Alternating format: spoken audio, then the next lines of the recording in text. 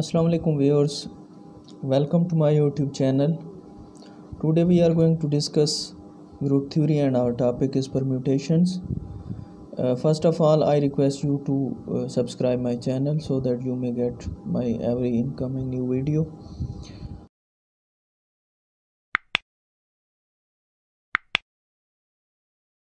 So let's start. Permutations के ऊपर एक लेक्चर हमारा हो चुका है और आज इसके ऊपर दूसरा लेक्चर है। आज हमने पढ़ना है साइकिल्स को। साइकिल क्या होते हैं या इसको बोलते हैं साइक्लिक परम्यूटेशंस।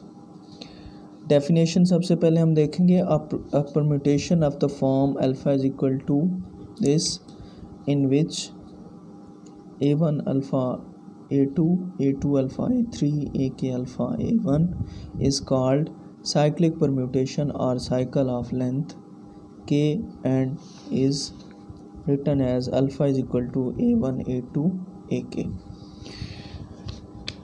तो समझते हैं इसको कि इसका मतलब क्या है। तो वो कहता है कि एक ऐसी परम्यूटेशन जिसमें हर एलिमेंट जो है अपने से नेक्स्ट के ऊपर मैप करता हो और इस तरह ये सिलसिला इस तरह चलता है कि एंड वाला फिर पहले पे मैप करता है। जिस तरह हमारे पास एक सर्कल होता है या आम ज़ुबान में साइकिल आप कह सकते हैं।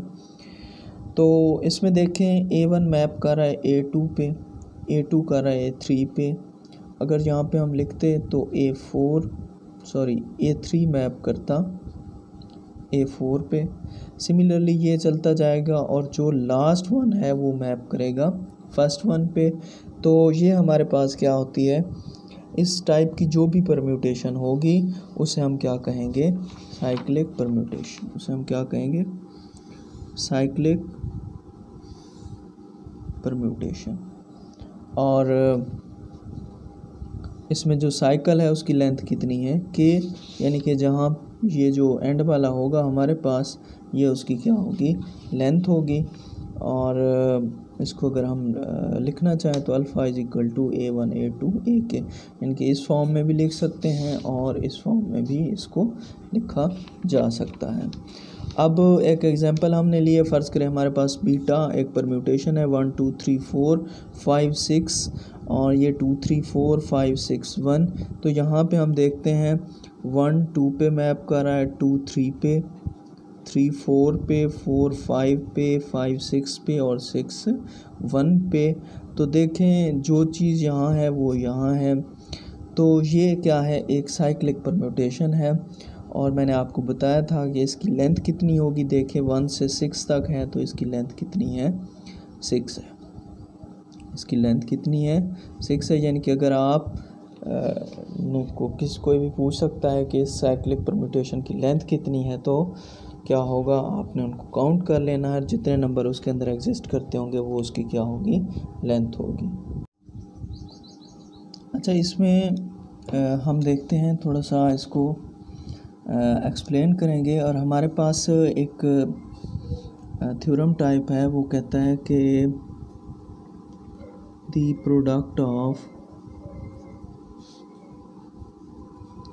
टू साइक्लिक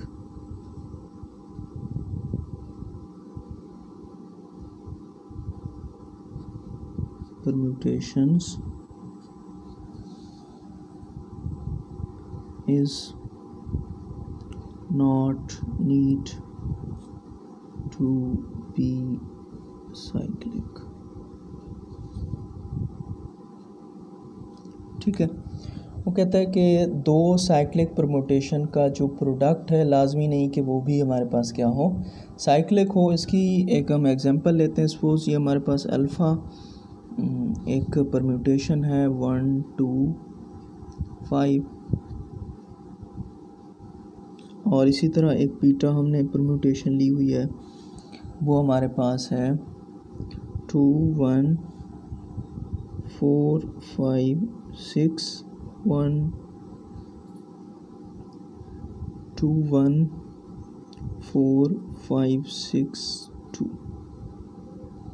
अब इसको हमने प्रोडक्ट करना है, ये भी साइक्लिक है और ये भी हमारे पास क्या है, साइक्लिक है। हम देखते हैं कि इनका जो प्रोडक्ट है वो साइक्लिक है या नहीं है। तो अल्फ़ा बीटा, पहले तो ऊपर वालों को तरतीब से हम लोग लिख लेंगे, 1 2 4 5 6। अब देखते हैं कि प्रोडक्ट के ऊपर पूरा एक लेक्चर मैंने बनाया है, बल्कि लास्ट लेक्चर में आप देख सकते हैं कि उसमें प्रोडक्ट हमने पढ़ी है परम्यूटेशंस की। तो 1 2 पे मैप कर रहा है, 2 मैप कर रहा है 1 पे, तो यहाँ पे क्या आएगा, 1 आएगा। इस तरह 2 मैप कर रहा है 5 पे और 5 मैप कर रहा है 6 पे, तो यहाँ पे क्या आएगा, 6। 5 मैप कर रहा है 1 पे और 1 मैप कर रहा है 4 पे, तो यहाँ पे 4। अब देखिए यहाँ पे 5 है तो 5 के नीचे ही लिखेंगे, और सिमिलरली 4 5 पे मैप कर रहा है और 6 2 पे मैप कर रहा है। अब आपके सामने है ये कि 1 1 पे मैप कर रहा है, 2 6 पे और 6 2 पे, ये 2 साइकिल हो गए, 4 5 पे, यानी कि इसमें 3 साइकिल हैं। लेकिन अगर इसको एज अ होल देखा जाए तो अल्फ़ा बीटा जो है वो साइक्लिक हमारे पास नहीं है, साइक्लिक नहीं है हमारे पास। इसमें एक और है, उसको भी हम देखते हैं हमारे पास, कि अगर if 2 cycles act on mutually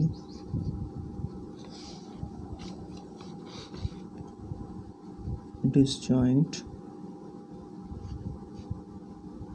set, then they commute। अब हम देखते हैं कि अगर दो हमारे पास ऐसी परम्यूटेशंस हों जो कि डिसजॉइंट हों, साइक्लिक परम्यूटेशन डिसजॉइंट हों, तो वो कम्यूट करती हैं या नहीं करती। तो सपोज़ यहाँ पे हमारे पास अल्फ़ा जो है 1 2 3 है, ये आएगा, एंड इसके साथ बीटा हम लेते हैं 4 5 6 हमने डिसजॉइंट लेनी है, तो 5 6 4। अब इसको हम मल्टीप्लाई करते हैं तो कैसे आएगा, 1 2 3 4 5 6, तो 1 2 पे मैप कर रहा है, 2 3 पे और 3 1 पे, सिमिलरली 4 5 पे, 5 6 पे और 6 4 पे। तो ये इसकी प्रोडक्ट हो गई है। और इसको हम ऐसे भी लिख सकते हैं 4 5 6 5 6 4, मतलब मैंने इस पूरे को उठा के पहले लिख दिया, 1 2 3, इसको बाद में लिखेंगे 2 3 1, एंड इसको हम ऐसे भी तो लिख सकते हैं।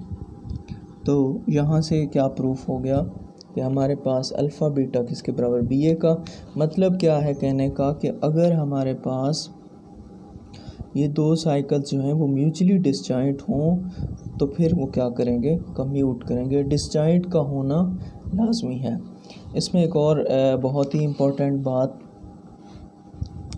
कि every permutation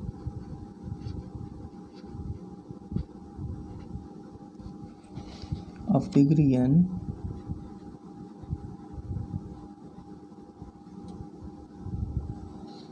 can be written as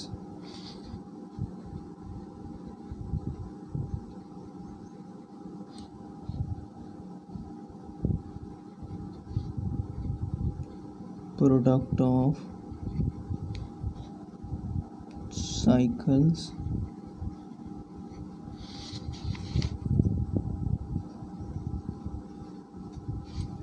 acting on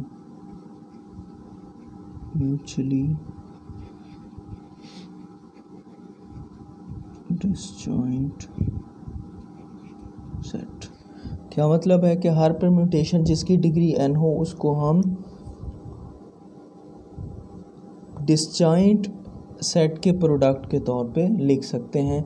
यानी कि कोई भी हमारे पास परम्यूटेशन है जिसकी डिग्री n है तो उसको हम म्यूचुअली डिसजॉइंट जो साइकिल होते हैं उनके प्रोडक्ट की फॉर्म में लिख सकते हैं।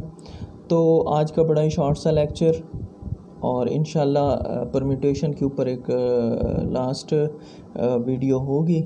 तब तक के लिए अल्लाह हाफ़िज़।